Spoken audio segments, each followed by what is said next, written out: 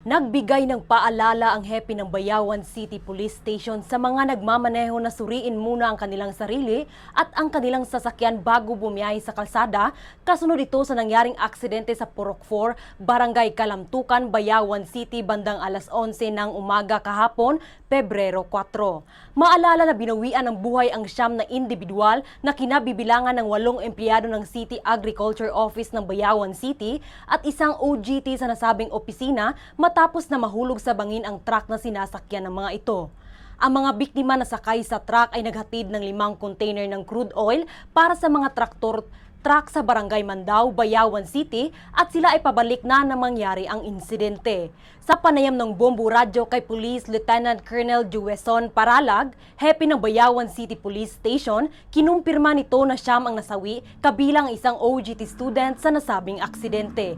Kinalala ang driver ng truck na si Emedio Arnaiz, habang ang mga sakay naman ay sina Diomedes Canoy, Kervin Andog, Larry Llamos, Ronel Cabasag, Jonathan Hamor, Giovanni Babor, Jonarel Cagisa, pawang mga empleyado ng City Agriculture Office Engineering Division at ang OGT student na si Warren Asiasa. May kargang 5 container ng crude oil ang dump truck at pagdating nito sa sitio Masintak, Barangay Kalamtukan ay nahulog ito sa bangin. Nagtamo ng maraming sugat sa katawan ng mga biktima at agad na isinugod sa Kalumbuyan Hospital, ngunit idineklara ng dead on arrival. Dagdag pa ni Paralag, hinihinalang na wala ng preno ang sasakyan kaya ito ang nag-overshoot at nahulog sa bangin na ayon sa kanya ay napakalalim.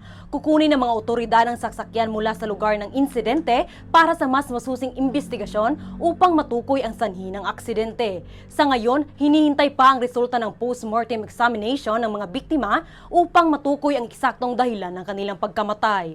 Una sa lahat, siyempre sa mga nag-drive, let us check ang sarili natin, and then pangalawa yung sasakyan natin, and of course maging maingat tayo sa pagdadrive. So kahit na maingat tayo, yung iba naman hindi.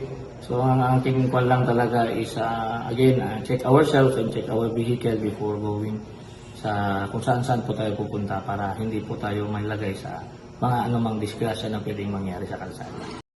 Mula rito sa lalawigan ng Negros Oriental, para sa Bombo Network News, ito si Bombo Danica Planilla, and this is Bombo Radio Philippines, the #1 and most trusted source of news and information. Basta Radio, Bombo!